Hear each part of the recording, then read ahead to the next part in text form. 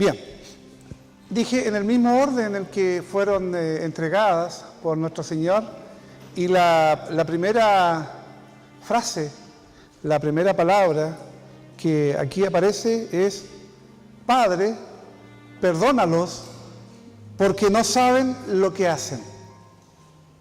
Padre, perdónalos porque no saben lo que hacen. Bueno, con el tiempo uno ha ido estudiando y ha ido leyendo estas 7 frases, más que palabras, son 7 frases que pronunció el Señor estando en la cruz, y que muchas veces uno las mira de manera liviana y no le da la profundidad del caso que el Señor quiere entregarnos a través de su palabra santa. Tampoco va a ser un estudio profundo porque se nos entregó alrededor de 10 a 15 minutos por frase.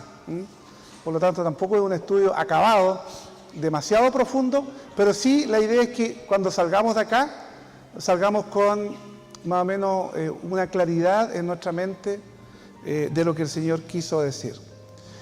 Las 7 palabras de la cruz comenzaron a entregarse o ser pronunciadas por el Señor, calculando el horario que los evangelistas mencionan, a partir de las 9 de la mañana. O sea, a las 9 de la mañana de un día viernes como hoy que recordamos, Jesús dijo: Padre, perdónalos porque no saben lo que hacen. Posteriormente dijo: de cierto, te digo, hoy estarás conmigo en el paraíso.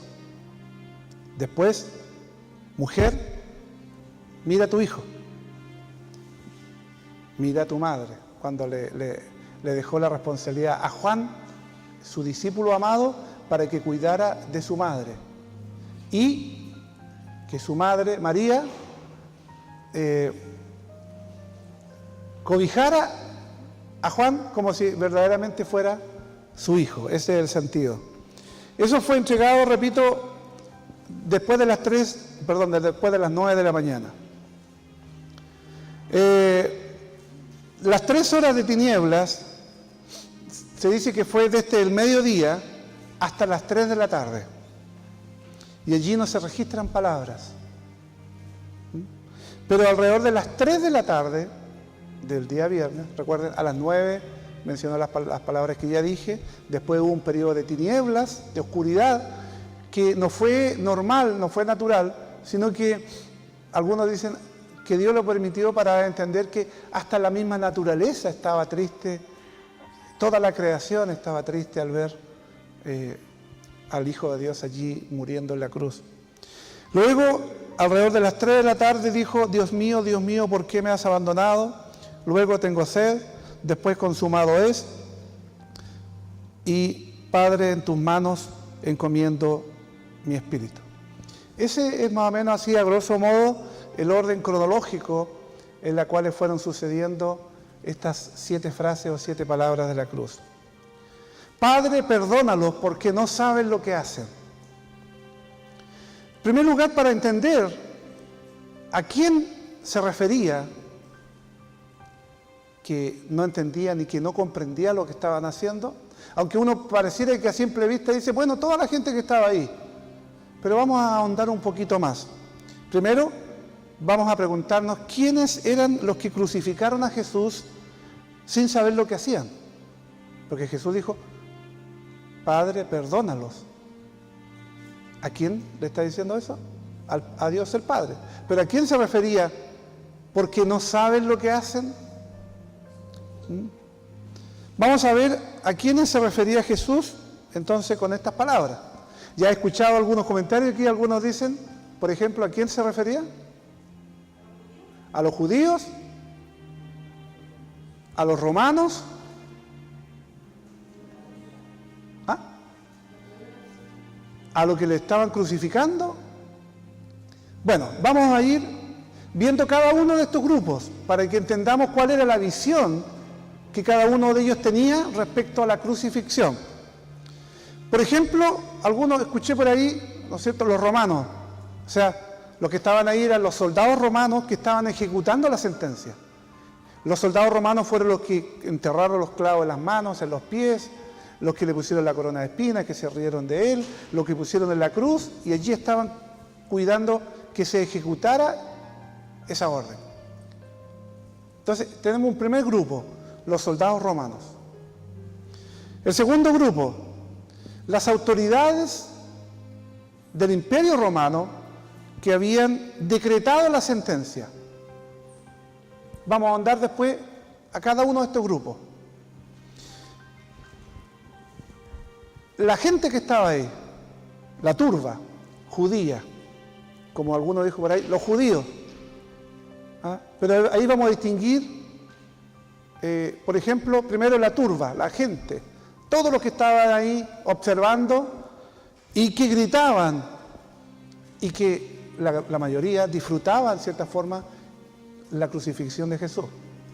Porque hay que distinguir también que dentro de los judíos estaban algunos como Juan, que era un apóstol, María, la madre de Jesús, y otros más. Estaba Nicodemo, ¿cierto?, que también era él era un sumo sacerdote, o sea, un sacerdote.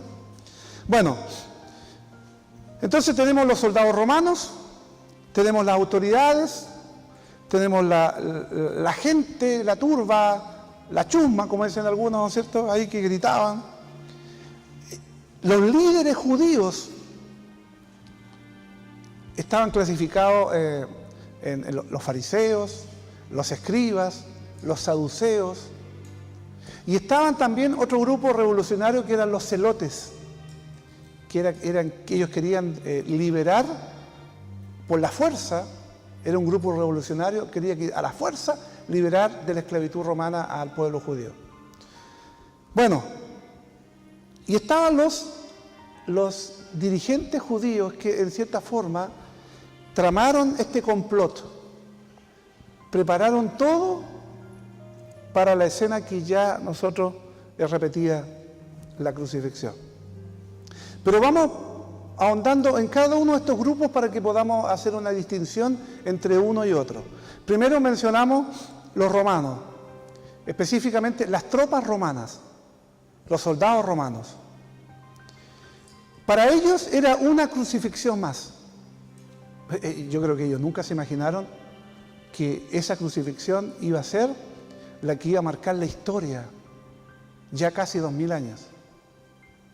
Nunca ellos se imaginaron, sino que probablemente los que estaban allí tenían experiencia de haber crucificado a mucha gente. Todo el tiempo, quizás si le preguntáramos, hiciéramos una encuesta de los que estaban allí, muchos dirían, no, yo ya tengo 10 crucifixiones, no, yo tengo 20, no, yo tengo mucho más, o otros tenían mucho menos. Pero ellos ignoraron este megadrama de la historia en la cual ellos iban o estaban involucrados. ¿Por qué? Porque ellos ignoraban el significado espiritual y eterno de quien estaba allí siendo crucificado. Probablemente la mayoría de los soldados romanos ni siquiera podía dar una explicación de quién era realmente el que estaba siendo crucificado. Porque por otro lado a ellos tampoco les importaba mayormente. Ellos recibían órdenes y lo ejecutaron. Por lo tanto, es muy posible que Cristo los incluyera a ellos. ¿Por qué?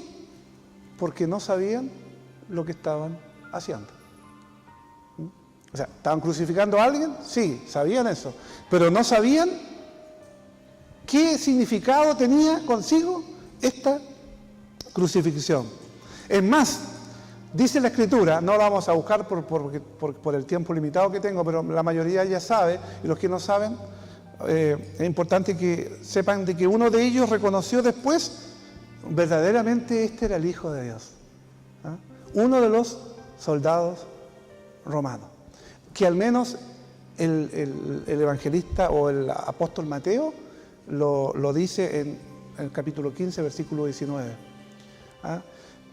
Tampoco desconocemos si algún otro soldado lo haya hecho. lo desconocemos, solo Dios lo sabe. Entonces tenemos el primer grupo, soldados romanos. Tenemos el segundo grupo que ustedes mencionaron, los dirigentes, el gobernador, que sí tenía un grado de conocimiento mayor que el resto de los soldados.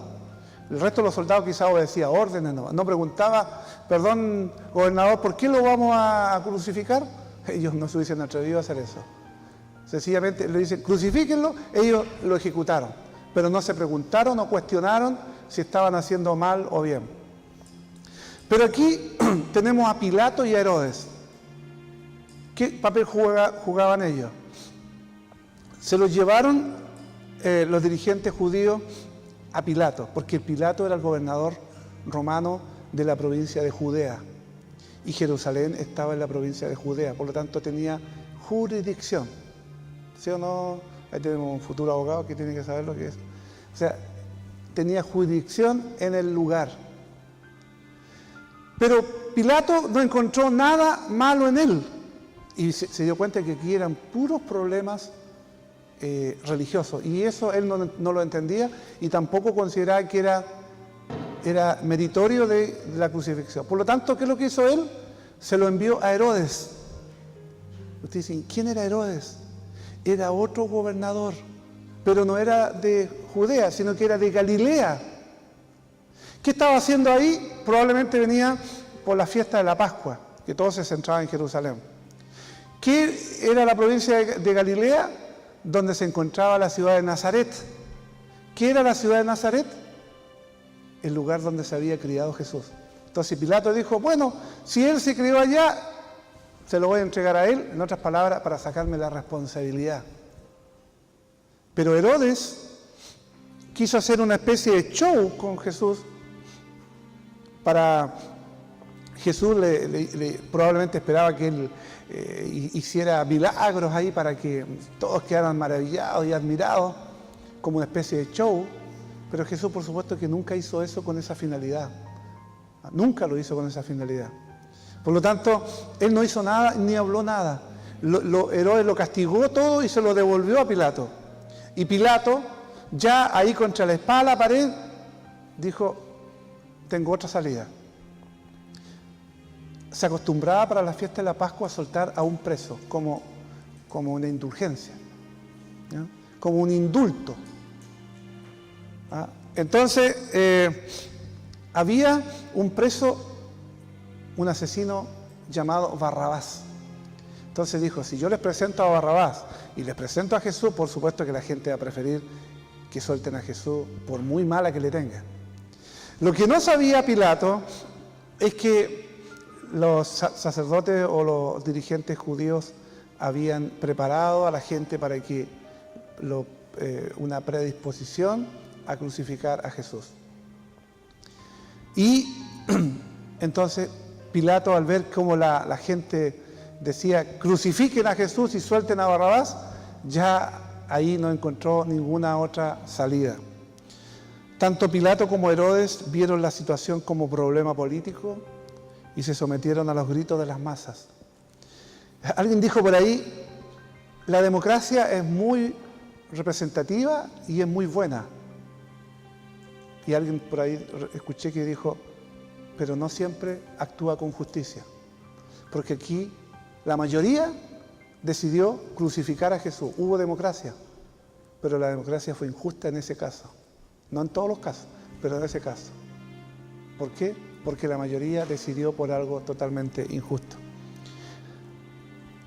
De ellos también, de Herodes y de Pilato, se podría decir que probablemente Jesús se estaba refiriendo. No saben lo que hacen. Porque si Pilato hubiese sabido quién era, aunque él le dijo, si Dios hubiese puesto fe en su corazón, no hubiese hecho eso. Si Pilato hubiese actuado con justicia, no lo hubiese crucificado, aun cuando hubiese tenido toda la gente en contra. La turba, la chusma, la presión masiva fue decisiva para el resultado del proceso. ¿Por qué? Porque ellos presionaron y gritaron Y Pilato no quiso hacerse problema con el pueblo. Muchas veces los gobernantes,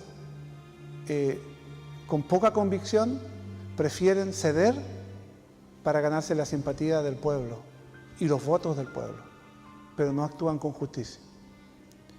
Todo indica que eran ellos los que no sabían lo que hacían y que Jesús pidió al Padre perdonarlos por esa gente que gritaba crucifícale. Probablemente más de alguno de ellos también gritó Hosana, bendito el que viene en el nombre del Señor, cuando Jesús entró a Jerusalén. Probablemente, digo yo, no seguro. En cuarto lugar, según los evangelios, Mateo, Marcos, Lucas, Juan, los líderes judíos, que eran los escribas, los fariseos, los ancianos, eran los autores intelectuales de este criminal drama. Ellos idearon, ellos no aceptaron que Jesús y no creyeron que Jesús fuera el Hijo de Dios. Por lo tanto, tramaron todo esto para finalmente llevar a Jesús a la cruz. Desde los mismos inicios del ministerio público de Jesús, con diabólica malicia, habían buscado matarlo. Por lo tanto, es difícil imaginar que Jesús les declarara inocentes a ellos o que tratara de minimizar la culpa de ellos. Hasta la última semana de su vida, Jesús había denunciado categóricamente a estos líderes, haciéndoles ver que eran sepulcros blanqueados, que no vivían la vida que Dios deseaba de cada uno de ellos. Y que si ellos realmente fueran hombres de Dios, hubiesen creído en la palabra, en la profecía del Antiguo Testamento, y hubiesen creído que Jesús era el Mesías, el Cristo, el Hijo de Dios. Por lo tanto, nunca Jesús ofreció perdonarlos a ellos. Si ustedes se fijan, a los fariseos, a los que le enrostraban y a los que le perseguían, nunca Jesús los perdonó. Públicamente, como perdonó a esa mujer adúltera, como perdonó a mucha gente que se encontró ahí, pero nunca le vemos perdonando a esta gente. Ni les pidió perdón por su vehemencia en la denuncia que él hacía contra ellos, y tampoco buscó reconciliarse con ellos. Si ahora, después de su arresto, le exculpara afirmando que no saben lo que hacen, todas sus denuncias serían injustas. O sea, si Jesús les hubiese perdonado, entonces Él se estaría inculpando y hubiésemos esperado que lo corrigiera en vida y no desde la cruz. Entonces, si ustedes se fijan, ahí tenemos diferentes grupos de personas. La mayoría judíos, pero dentro de los judíos habían clase de personas. De los romanos habían clase de personas. Y extranjeros y griegos probablemente, aunque aquí no los menciona como algo destacado. Por lo tanto, Padre, perdónalos porque no saben lo que hacen, tratando de buscar la interpretación más fundamentada en la palabra de Dios de este texto, es que desde su cruz Jesús pide a Dios perdonar a esta multitud manipulada digo porque en realidad los dirigentes los obligaron o los presionaron o los manipularon sin saber lo que hacían. Clamaron y clamaban en ese momento la muerte de Jesús. Que pidiera perdón por los líderes judíos, probablemente algunos creen que es una interpretación menos probable, porque ellos sí sabían lo que estaban haciendo. Ellos conocían las profecías, conocían las Escrituras. Lo que no creyeron que Jesús fuera el Hijo de Dios. Ellos esperaban un Mesías probablemente con otra figura, un soldado, un general, un líder que derrotara a los romanos y que los venciera y que los dejara en libertad. Pero los dirigentes sí sabían lo que estaban haciendo y por eso Jesús los denunciaba sin reparos hasta los últimos días de su vida y ministerio. Con sus palabras desde la cruz, Jesús no se retractó de sus denuncias contra una especie de amnistía general. No dijo, perdonen ustedes a los que ofendí o a los que les dije que eran sepulcros blanqueados o que no creían en mí. No dijo eso nunca. no actuó con una amnistía general o un perdón fácil y barato, porque si se hubiesen arrepentido realmente de corazón, por supuesto, Dios los hubiese perdonado, porque esa es la condición, el arrepentimiento. Ninguno de ellos pidió perdón. Por lo tanto, algunos también razonan de que los que mataron a Jesús eran réprobos. O sea, no estaban predestinados para salvación, como el caso de Judas Iscariote. Otros dicen, Dios en ningún sentido bendice a los réprobos. Dios no puede bendecir, como mucha gente dice, es que Dios ama al pecador y lo que rechaza es el pecado. La otra vez dijimos que esa era una frase de Gandhi, pero no aparece en la Biblia, ¿cierto? Si Dios está, dice, rechaza y la maldad, y a los que hacen maldad no incluye. Por lo tanto, Jesús no pudo haber pedido que fuesen perdonados. Jesús tiene que haber querido decir, Padre, retiene tu ira, no la derrames inmediatamente en plena medida sobre ellos.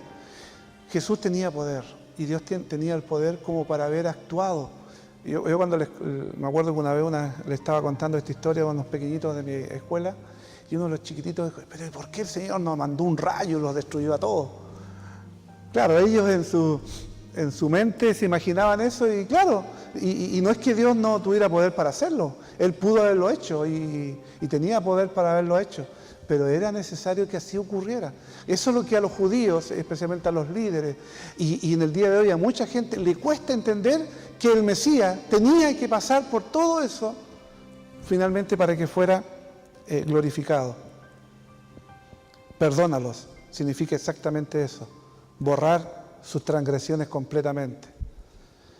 Y en su soberanía, en su gracia, estaba pidiendo al Señor Jesús que se arrepintieran realmente aquella gente de lo que estaba haciendo, de modo que puedan y sean perdonados completamente.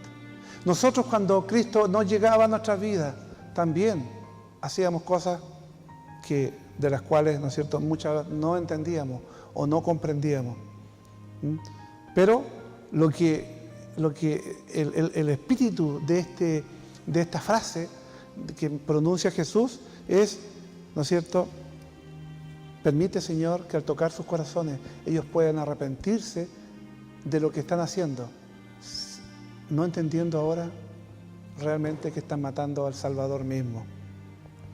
Que en este sentido es claro, ¿no es cierto?, y perdónanos nuestros pecados como había el mismo Jesús enseñado en el Padre Nuestro. Y es muy parecido cuando Esteban, el primer mártir de la iglesia cristiana, que era diácono, a las puertas de la muerte, imitando a Jesucristo, oró, Padre, no les imputes este pecado. ¿Se acuerdan? Cuando lo estaban apedreando, y él, en vez de decir, ya, ustedes van a sufrir todas las consecuencias, y ya van a sufrir en el infierno por lo que están haciendo, así como Jesús pidió, Padre, perdónalos porque no saben lo que hacen, Esteban oró, Señor, no les imputes este pecado, no le cargues a su cuenta este pecado. Esa es la idea. Y es la misma interpretación y súplica que Cristo hace, Padre, perdónalos porque no saben lo que hacen. La pregunta es, ¿oyó el Padre esta oración y la respondió? Bueno, de que la oyera, la oyó. Ahora, ¿la respondió?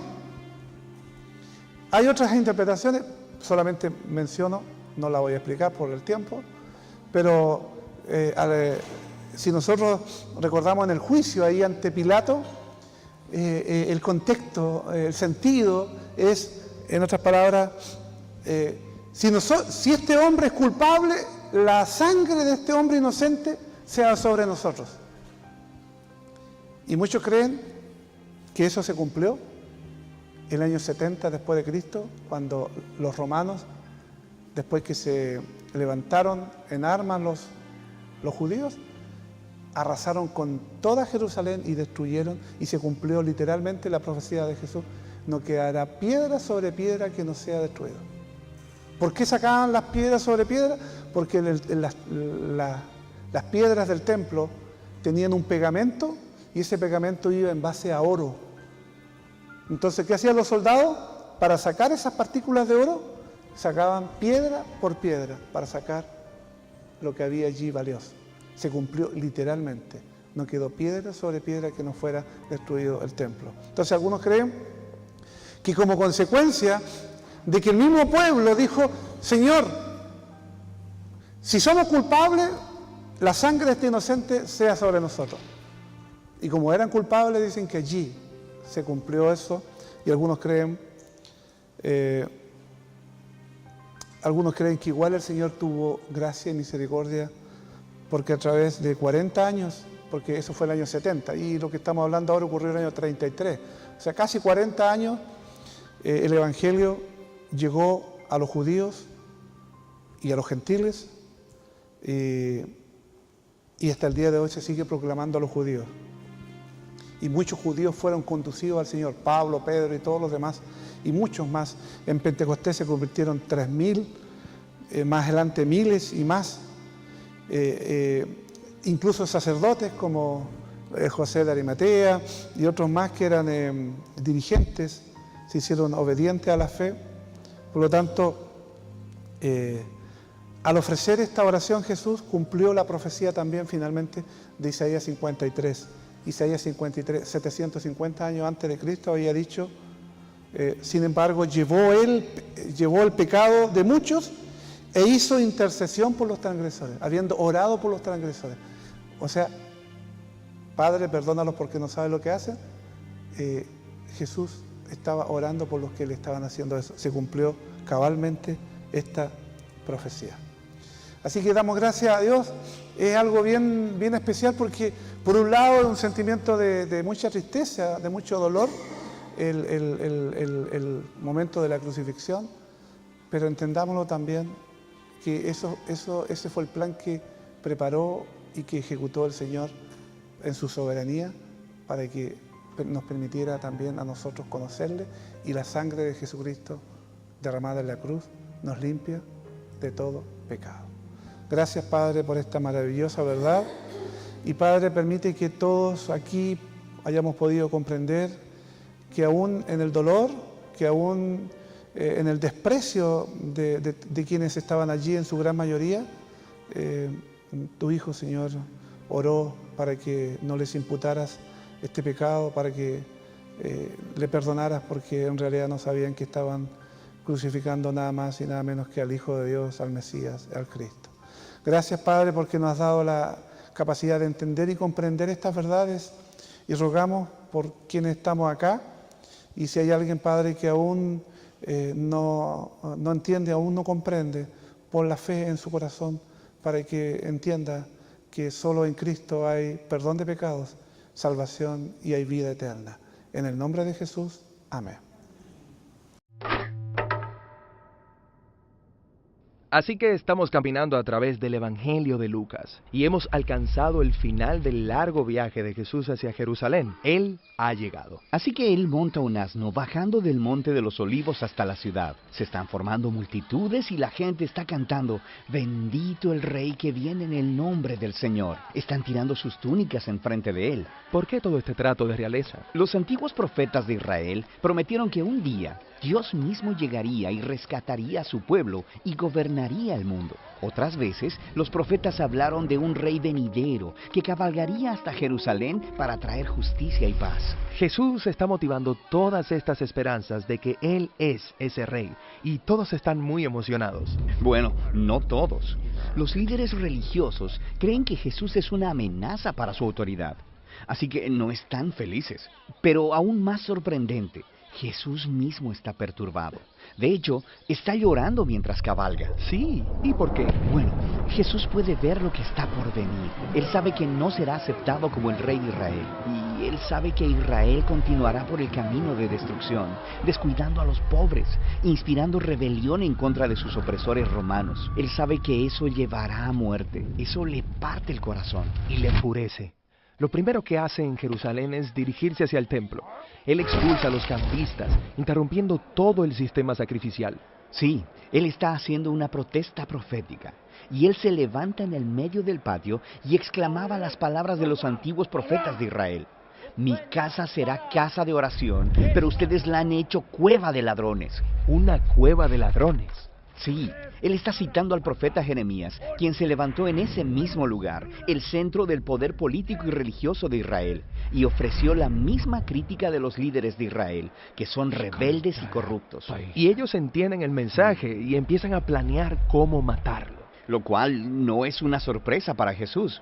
De hecho, él planeó que todo eso sucedería durante la Pascua. Esta es la Semana Santa en la que las personas judías celebran su antigua historia de cómo Dios los liberó de la esclavitud y los invitó a una relación de pacto. Así que Jesús utiliza los símbolos de la Pascua para revelar el significado de su muerte venidera. El pan que era partido era su cuerpo quebrantado. Y el vino era su sangre que establecería una nueva relación de pacto entre Dios e Israel. Jesús moriría por su pueblo y abriría un nuevo camino. Después de la cena, Jesús lleva a sus discípulos a un jardín a orar. Y él lucha con el deseo muy humano de salvar su vida en lugar de sacrificarla. Pero él vence esta tentación. Y es aquí donde los líderes religiosos con los guardias del templo lo encuentran y lo arrestan. Jerusalén era gobernada por el Imperio Romano, así que los líderes del templo no podían ejecutar a Jesús sin el permiso de su gobernador romano, un hombre llamado Poncio Pilato. Entonces inventan la acusación de que Jesús es un rey rebelde, promoviendo una revolución en contra del emperador romano. Pilato le pregunta a Jesús, ¿eres el rey de los judíos? Y Jesús responde, tú lo has dicho. Pilato puede ver que Jesús es un hombre inocente y que no merece la muerte. Pero los líderes siguen insistiendo que él es peligroso, así que hacen una negociación. Pilato liberará a un verdadero rebelde contra Roma, un hombre llamado Barrabás en lugar de Jesús. Así que el inocente es entregado en lugar del culpable. Jesús es llevado con otros 2 criminales acusados y clavado en un instrumento de ejecución romano. La gente se burla de él. ¡Hey! Si eres el rey mesiánico, sálvate a ti mismo y a nosotros. Pero Jesús amó a sus enemigos hasta el último momento, ofreciendo esperanza a uno de los criminales que morían junto a él. Él incluso oró por sus verdugos. Padre, perdónalos, no saben lo que hacen. Luego, el cielo se oscureció mientras un hombre inocente moría la muerte de un rebelde. Y luego Jesús clamó las antiguas palabras de los Salmos de Israel. Padre, en tus manos encomiendo mi espíritu. Y entonces Jesús murió, inocente y solo.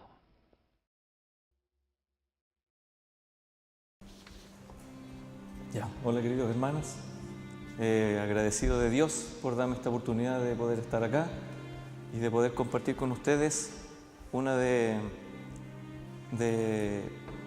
mis acontecimientos favoritos. Agradezco a Dios por darme esta oportunidad porque hay 3 cosas de lo que ocurrió cuando Jesús estuvo que me llama mucho la atención. Uno de esos fue lo que respondió Jesús cuando iban a apedrear a la mujer adúltera, que es a mí un hecho que me sorprende. Cuando le respondió a los judíos con respecto de quién había que darle tributo, a quién había que pagar impuestos, de quién era la moneda, le preguntaron. Entonces él dijo, dad a Dios lo que es de Dios y al César lo que es del César.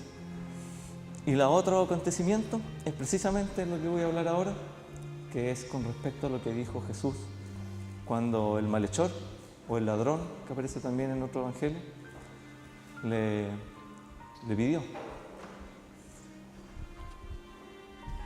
Bueno, este es la segunda frase que emite Jesús estando en la cruz. Y en el Evangelio de Lucas, para que después lo puedan leer, en el Evangelio de Lucas es donde aparece solamente este acontecimiento. En los otros evangelios nombran malhechores, en otros nombran ladrones. Y aquí es donde se especifica la situación que vamos a ver ahora. Yo, dentro de todo lo que estudié, para tratar de ser lo más claro posible, no voy a ahondar con respecto al tecnicismo del paraíso y todo eso, porque eso una vez lo conversamos también, sino que me voy a enfocar más que nada a lo que significa que haya estado Jesús entre medio de dos malhechores, el cual uno le injuriaba y el otro no.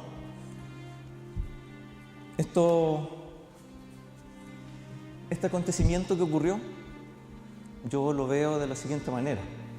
Es el reflejo de lo que ocurre en nuestra humanidad y es el reflejo de nuestro estado en esta humanidad también. Porque tenemos a uno que injuria y a otro que pide perdón. Si bien es cierto, toda la humanidad, y nosotros nos contamos en eso, vivimos la etapa de ser parte de las tinieblas. Gracias a Dios estamos ya apartados de eso. Pero al ser hijos de Adán y Eva, al venir de toda esta generación, nosotros formamos parte de los que debemos ser condenados.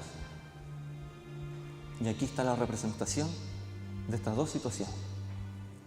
Aquellos inconversos que niegan a Dios y aquellos que se arrepienten.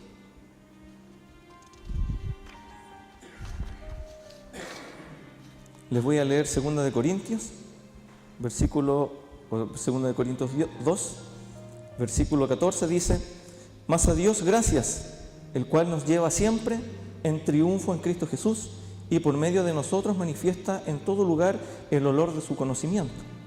Porque para Dios somos grato olor de Cristo en los que se salvan y en los que se pierden, a estos ciertamente olor de muerte para muerte, y a aquellos olor de vida para vida.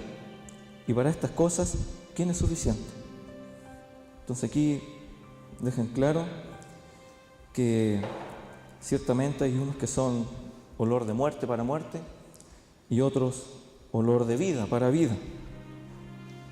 Vamos a conversar con respecto del malhechor, que es de perdición.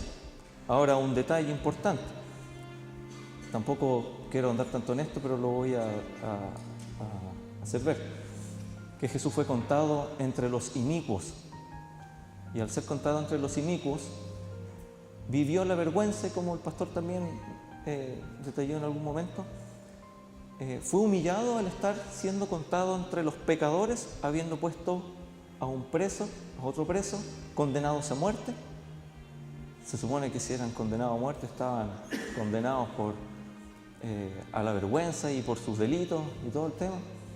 Y Jesucristo fue condenado entre medio de ellos como un malhechor más, humillado hasta lo más profundo.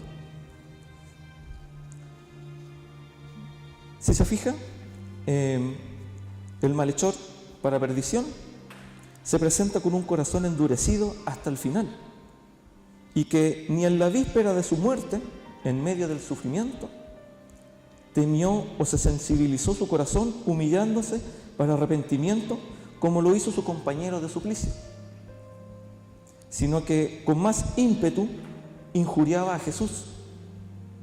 Injuriar es ofender el honor de una persona. Y él decía: si tú eres el Cristo, sálvate a ti mismo y a nosotros. Entonces aquí tenemos claramente el reflejo de aquel humano que no le importa en lo absoluto que Dios sea Dios y obviamente lo más importante para él es sí mismo, ¿ya? Y todas las idolatrías que pueden perseguirlo. Este hombre es el claro reflejo de la necedad del humano y la latente condición pecadora, actuando bajo la tutela y dirección de Satanás, y que no anhela el arrepentimiento. Por lo tanto, él no le injuriaba tratando de buscar que realmente ocurriera lo que él estaba diciendo. Él no estaba diciendo, si tú verdaderamente eres el Hijo de Dios, sálvate a ti mismo y sálvanos a nosotros, como buscando que pudiese ser posible algo como eso, cuando en realidad lo que él estaba haciendo era burlándose de él, ofendiéndolo, y él sin ninguna necesidad de arrepentimiento, con su corazón frío y endurecido, se burlaba de Jesús. Eso lo podemos ver todos los días a nuestro alrededor, y no significa que eso debiese provocar en nosotros una molestia ante esas personas, sino que al contrario, como bien hablaba el pastor, orar por esas personas, rogarle a Dios salvación para aquellos que rechazan a Dios porque no saben lo que hacen, se dejan llevar por sus necesidades, como en algún momento también lo hicimos nosotros. En Salmo 14:1 dice el necio en su corazón, no hay Dios. Se ha corrompido, hacen obras abominables, no hay quien haga el bien. Un necio es aquel que niega a Dios, que no le importa nada con lo que tenga que ver con Dios, porque encuentra que lo que hace es más valioso que cualquier otra cosa. De repente me pasa que vengo manejando y le agradezco a Dios porque me salvó. Y de repente veo los acontecimientos en las noticias y las cosas que pasan en la calle, y el ser humano se siente tan importante en este planeta, se siente tan elevado, que no se da cuenta que si se pusiera arriba de un edificio y mirara para abajo, nos vemos tan insignificantes, tan frágiles. Es cosa que recordemos el terremoto, que ni el más fuerte ahí fue capaz de decir, yo me las puedo por mí mismo. Porque ahí, ¿cuál de todos se sintió más frágil? Sabiendo que ni siquiera la destreza física podía ayudarlo a arrancar para alguna parte. Vimos tantas cosas que ocurrieron en ese momento. Pero para concluir, en cuanto al malhechor de perdición, en su corazón endurecido hasta el final, no le temió ni siquiera a la víspera de su muerte, y prefirió humillar a Jesús antes que pedir perdón. Por el otro lado tenemos al malhechor, quien es el claro reflejo del pecador adolorido y humillado que reconoce su maldad ante Dios y se arrepiente. Y que ese debiese ser nuestro estado. En cuanto a este malhechor, y según lo que se puede deducir también de los otros evangelios, sale que lo más probable es que este malhechor también partió injuriando a Jesús. Porque en Mateo 27:44 dice, lo mismo le injuriaban también los ladrones que estaban crucificados con él. Por lo tanto, lo más probable es que él también partió injuriando a Jesús. Pero en todo este proceso de ver la crucifixión, de ver que Jesús pedía perdón por aquellos que le estaban haciendo daño, cosa que debemos orar a Dios para nosotros poder hacer lo mismo, orar por aquellos que nos maltratan o nos ofenden, etcétera, etcétera, aquellos que nos desprecian. Y lo más probable que al ver todo esto entró en temor, y fue ahí donde la misericordia y la gracia de Dios resplandeció en ese momento, guiando al arrepentimiento a este malhechor. Y hay una cosa que a mí me llama la atención de esta situación, porque este malhechor, viendo que estaba a punto de morir y que no había vuelta atrás, podría haberle dicho a Jesús, acuérdate de mí cuando estés en el paraíso y bájame de esta cruz porque tengo miedo y no quiero morir. Pero no lo hizo, porque él estaba completamente consciente de toda la maldad que él había hecho y que ahora estaba arrepentido. Por lo tanto, para él ya no fue tan valiosa su vida, sino que fue más valioso pedirle perdón a Dios. Y que es la idea también que nosotros podamos fijarnos en nosotros y ver que si acaso nuestra vida vale tanto como para pedirle a Dios salvarla. ¿Sabe que he estado pensando harto todo este tiempo con respecto de lo que dijo el pastor una vez de allá en los países africanos por allá que matan a tantos cristianos? Yo me puse a buscar más las noticias, de acá más, y si no me equivoco le mandé al pastor un fragmento de lo que hablaba un periodista, y que hablaba que habían muerto miles. Los grupos terroristas están asesinando a los cristianos solamente por decir que son cristianos, y los asesinan. Y decía ahí en el artículo que el presidente no hace nada, y lo más probable es que le conviene no hacer nada. Hay tanta gente en esos lugares que de repente se ve hasta necesario que ocurran estas cosas para que baje la población, si lo vemos desde el punto de vista político. Sin embargo, tanta gente muerta por ser cristiano, pero ellos en ningún momento se vio que ellos estaban luchando por conservar su vida, porque hasta la muerte les llevó su fe. Y es lo que muchas veces me pregunto: ¿seré capaz yo de soportar estar ahí a punto de ser quemado, de ser partido a la mitad por creer en Cristo, cuando estamos aquí en un país tan cómodo y tan relajado, donde podemos hasta ahora tranquilamente decir que somos cristianos? A lo más nos van a decir que somos medios complicados, pero estamos en un país donde estamos tranquilos, sumamente tranquilos. Bueno, y eso es motivo de agradecerle también a Dios. Por eso en nuestras oraciones deben estar todos aquellos hermanos en este mundo que padecen persecución y sufren.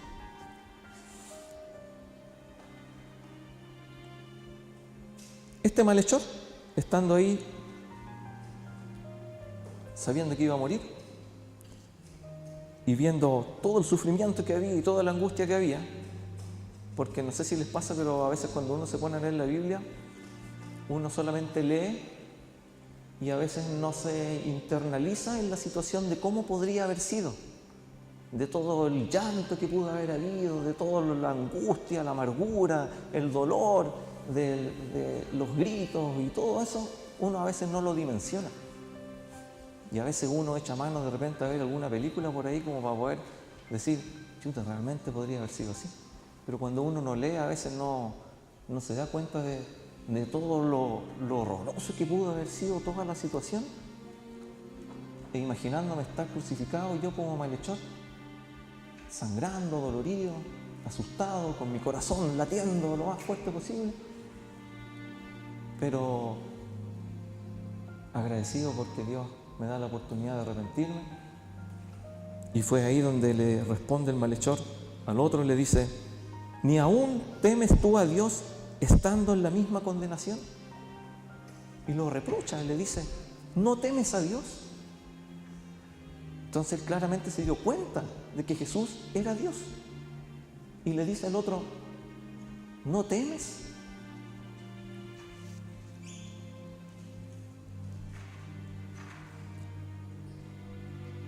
Después continúa diciendo, nosotros a la verdad justamente padecemos porque recibimos lo que merecieron nuestros hechos.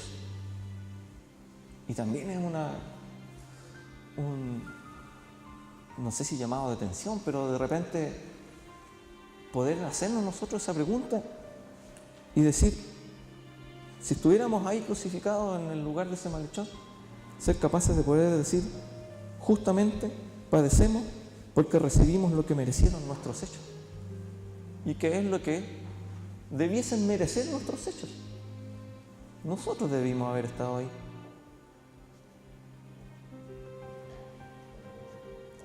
Como les decía, y este reconoce que merece la muerte, pero ahora temiendo a Dios y viendo que había pecado contra Él, se humilla y desea su perdón. Y se lo pide a Cristo, reconociéndole además como inocente, porque continúa diciendo, mas este ningún mal hizo. Y después le dice, acuérdate de mí cuando vengas en tu reino. Él le glorifica. Este ningún mal hizo. No merece estar acá. Y le pide perdón. el privilegio extraordinario que tuvo ese hombre de estar al lado de Jesús y pedirle perdón ahí mismo, justo en el acontecimiento más importante. Y por último, quiero resaltar el hecho más destacado e importante de esta situación, que Jesús, estando pronto a morir,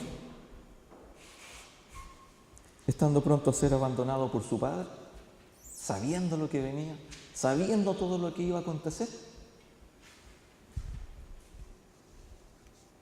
es donde se resalta la extraordinaria misericordia salvadora de Dios que da Jesús a este malhechor. Y sigamos imaginando que nosotros somos ese malhechor. Este malhechor es el claro reflejo de nuestra condición, un malhechor arrepentido y humillado. Y también quiero resaltar que en toda esta situación este malhechor ve a Dios Salvador, ve a Jesús el Salvador a su lado y le pide perdón. Se humilla y no ve al hombre que está condenado, no ve al ser humano que está ahí, sino que ve a Jesús el Salvador. Y como nosotros, este malhechor es salvado de la perdición eterna y haya paz.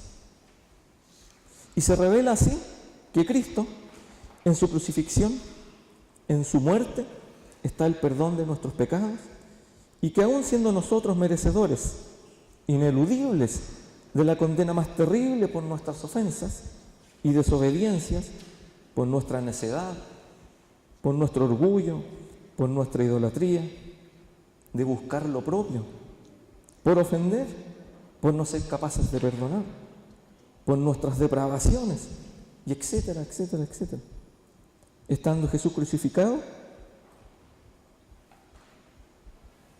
y sufriente por culpa de nuestras horrorosidades y oscuridad, porque hay que resaltar que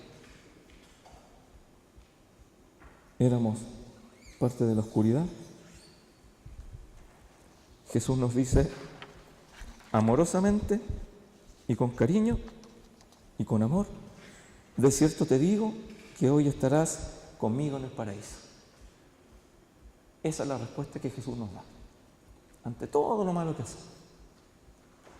Y pienso que es necesario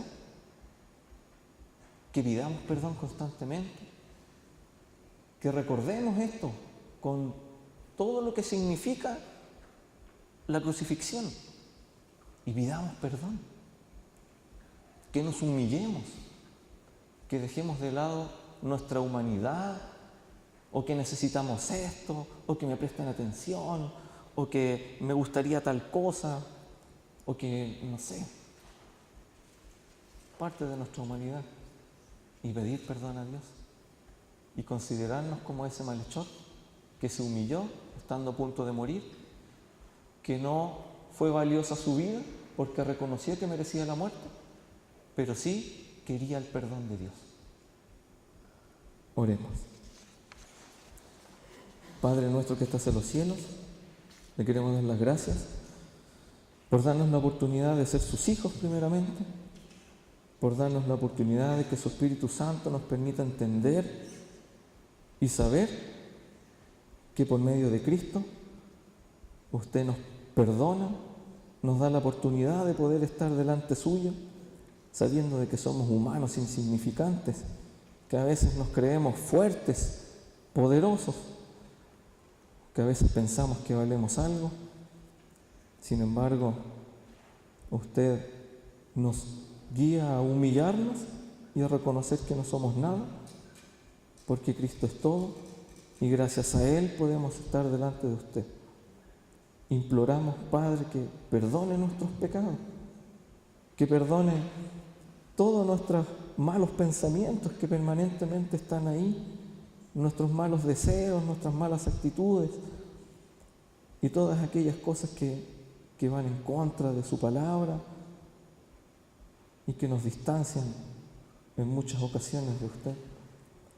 Perdónenos, Padre.